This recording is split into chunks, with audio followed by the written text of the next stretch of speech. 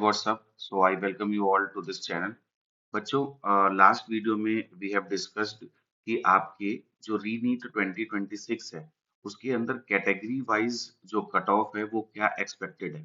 Obviously ये जो cut of मैंने डिस्कस की थी लास्ट वीडियो के अंदर, ये कोई एनटीए के द्वारा दी गई कट ऑफ नहीं है, बल्कि बहुत सारे एक्सपर्ट्स को सुनने के बाद और खुद की एनालिसिस के बाद मैंने आपको ये कट ऑफ बताई थी कि कैटेगरी वाइज क्या कट ऑफ रहने वाली है। तो अगर आपने ये वीडियो देख लिया है तो बहुत अच्छा है, अगर नहीं देखा है तो इसका लिंक जो है वो डिस्क्रिप्शन में है, आप जाकर के देख सकते हैं कि भाई जो कट ऑफ है आपकी कैटेगरी के हिसाब से वो कितनी रहने वाली है ना। तो आपको एक बेटर आइडिया मिलेगा कि जो आपने परफॉर्म किया है उसके हिसाब से कितने मार्क्स आपको मिलने वाले हैं और उस हिसाब से आपका जो कट ऑफ है वो क्लियर हो रहा है कि नहीं। अब बेटे, लास्ट 24 आवर्स में रीनीट के बहुत सारे बच्चों से बात करके पेपर की डिफिकल्टी पैटर्न को समझने के बाद और बहुत सारी चीजें डिस्कस करने के बाद अपने और कलीग्स से अपने टीचर्स के साथ मैं आपके लिए लेकर के आया हूँ आज का टॉपिक। और आज का जो हम लोगों का टॉपिक है वो है मार्क्स वर्सेस रैंक का, है ना। बहुत सारे बच्चों के मेरे पास मैसेज आए जिनको मैं पढ़ाता हूँ कि सर मेरे मार्क्स इतने हैं तो क्या मेरी रैंक कितनी आएगी और इस रैंक के हिसाब से मुझे जीएमसी मिल पाएगा कि नहीं मिल पाएगा, है ना।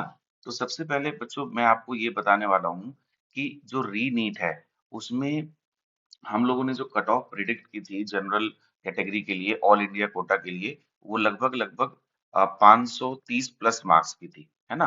तो अब 530 नंबर में, 550 नंबर में और 600 नंबर में क्या डिफरेंस आ सकता है रैंक का, है ना। तो आज हम लोग उसी को प्रिडिक्ट करने वाले हैं और अगले 5-10 मिनट में मैं कोई सेंसेशनल प्रिडिक्शन नहीं बता दूंगा आपको कि आपका डोपामिन बहुत ज्यादा हाई लेवल पे चला जाए, बट हम लोग एक लॉजिकल बात करेंगे और पीछे के डेटा को अंडरस्टैंड करके हम ये समझ पाएंगे और आप भी समझ पाएंगे कि आपकी पोजीशन इस साल के कंपटीशन में कहाँ बन रही है। ठीक है। तो सबसे पहले पेपर की बात करते हैं। अगर हम लोग पेपर के एनालिसिस की बात करें तो हम लोगों ने ये देखा था कि जो बायो है वो इजी आई है और इस वजह से बच्चों को फिजिक्स और केमिस्ट्री करने के लिए एक्स्ट्रा टाइम मिला है ना। लेकिन फिजिक्स और केमिस्ट्री तो थोड़ा सा टफ रहे हैं। तो सिर्फ पेपर जो है वो डिफिकल्टी को देख करके उसकी कट ऑफ को प्रिडिक्ट नहीं किया जा सकता है ना। हम ये भी देखते हैं कि बच्चों ने कितना परफॉर्म किया है, हमारे आसपास के बच्चों के कितने नंबर बन रहे हैं या नहीं बन रहे हैं, उसके हिसाब से हम लोग डिस्कस करते हैं। अब अगर मैं मार्क्स वर्सेस रैंक की बात करूं बच्चों, तो सबसे पहले हम 2025 के डेटा को देखते हैं। 2025 के अगर हम लोग डेटा को देखें तो अराउंड 686 पे फर्स्ट रैंक थी और 662 पे 30 थी, यानी कि 660 के अंदर आपको 30 रैंक लगभग मिल गई थी, है ना। 30 रैंक के आसपास तो ये सारे बच्चे लगभग एम्स में गए होंगे, एम्स दिल्ली में, है ना। अब सवाल ये है कि क्या रीट 2026 इस ट्रेंड को ऊपर लेकर के जाएगा या इस ट्रेंड को नीचे लेकर के जाएगा। अब इसमें दो फैक्टर्स इन्वॉल्व हैं।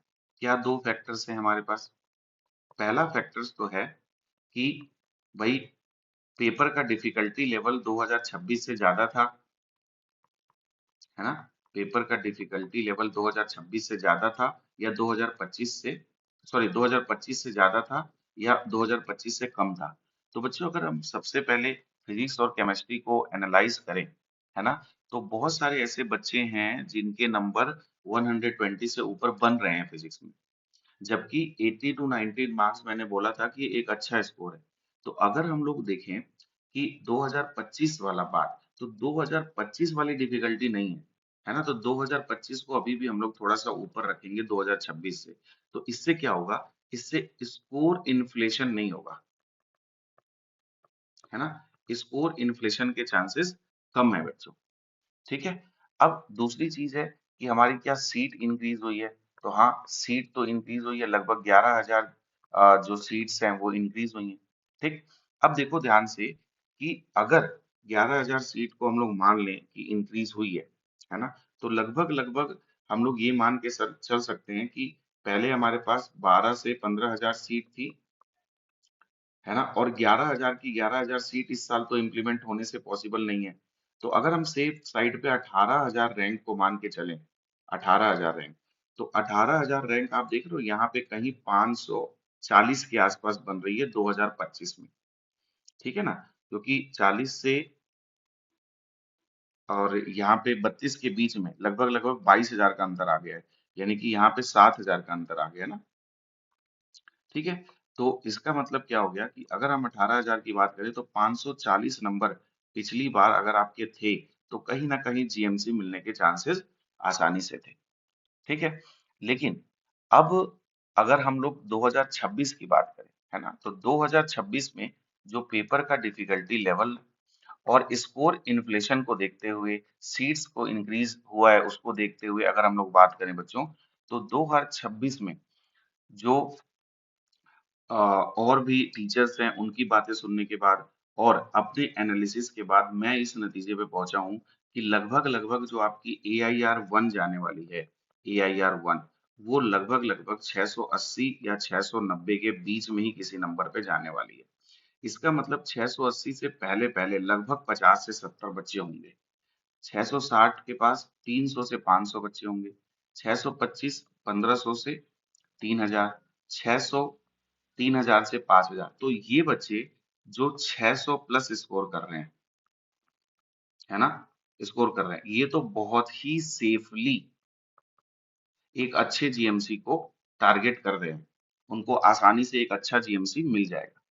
इसके बाद बात करते हैं 580 से 550, यानी कि 550 से 600 मान लो। तो 550 से जो 600 का स्कोर है, इसके बीच में जो बच्चे हैं, वो भी एक गुड स्कोर है। लेकिन अब यहाँ पर जो खेल आएगा जीएमसी का, वो कई सारी चीजों से मैटर करेगा। एक तो आपकी कैटेगरी क्या है ना? दूसरा आपके पास स्टेट कोटा है कि नहीं है ना? उसके बाद आप किस तरीके से काउंसलिंग करते हैं, है ना? तो बहुत सारी चीजों के फैक्टर के हिसाब से कौन सा जीएमसी आपको मिलेगा, वो आपको देखना पड़ेगा। बट 550 से ऊपर, हाँ, ये मैं कह सकता हूँ कि जीएमसी मिलने के चांसेस आराम से हैं 90 टू 95%। कोई दिक्कत वाली बात नहीं है। अब बात करते हैं, बहुत सारे बच्चों के मेरे पास मैसेज आए थे, जिन बच्चों का स्कोर जो है बच्चा वो 530 बन रहा है, 525 बन रहा है ना? तो अब यहाँ पे हम लोग एक कट ऑफ को अगर देखें तो 530 नंबर के आसपास आपकी 18,000 रैंक जो है वो बंद हो जाएगी। ठीक है, तो अगर 18,000 रैंक और 18,000 ही सीट हम लोग लेकर के चल रहे हैं, तो आप ये मान के चलिए कि 530 नंबर जो है वो अगर आप स्कोर कर रहे हैं 530 प्लस, तो आपके चांस हैं। 530 के बाद मेनी फैक्टर्स हैं जो आपके रैंक को डिसाइड होने के बाद आपके लिए जीएमसी के दरवाजे खोलते हैं या नहीं खोलते हैं, उसमें बहुत सारे फैक्टर्स इंक्लूड करेंगे।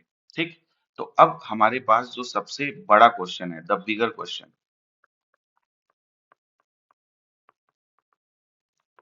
है ना, कि जीएमसी के लिए जो सबसे सेफ स्कोर है वो क्या है? तो सेफ स्कोर तो बेटा हम 550 को बोलेंगे कि 550 प्लस है तो आपके लिए जीएमसी एक सही स्कोर के साथ आपको मिल जाएगा। ठीक, अब 500 से 550 के बीच में जो लोग हैं उनके लिए तीन चीजें मैटर करती हैं। पहला, तो सीट जो इंक्रीज हुई है वो कितनी जल्दी इफेक्टिव हो रही है। सेकंड, जो काउंसलिंग बिहेवियर है वो किस तरीके से काम कर रहा है। थर्ड, उनका जो रिजर्व कोटा है वो किस तरीके से काम कर रहा है। ये तीन चीजें जो है इसके ऊपर बहुत ज्यादा इम्पैक्ट डालने वाली। ठीक है, तो अगर मुझे आज की तारीख में एक लाइन का प्रिडिक्शन देना पड़े तो मैं आपसे यही बोलूंगा कि 2026 में कंपटीशन 2025 से थोड़ा सा ज्यादा रहेगा। कंपटीशन का मतलब स्कोर इन्फ्लेशन उतना आसान नहीं होगा, मतलब बहुत ज्यादा रैंक इन्फ्लेट नहीं होगी।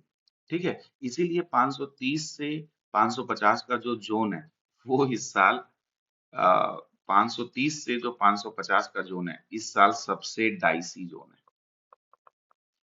इन लोगों को थोड़ा सा प्रे करने की जरूरत है।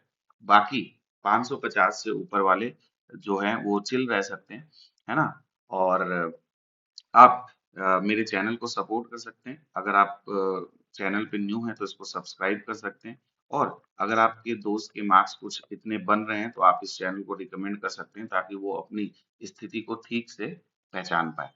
दूसरी चीज, आप कमेंट सेक्शन में कमेंट करके बताएं कि आपके स्कोर जो हैं वो कितने बन रहे हैं और आपका जो टारगेट या ड्रीम जीएमसी है वो क्या है। ठीक है, तो इस वीडियो में बेटा इतना ही। अगली वीडियो में फिर आपसे मुलाकात होगी, तब तक के लिए हैव अ ग्रेट डे।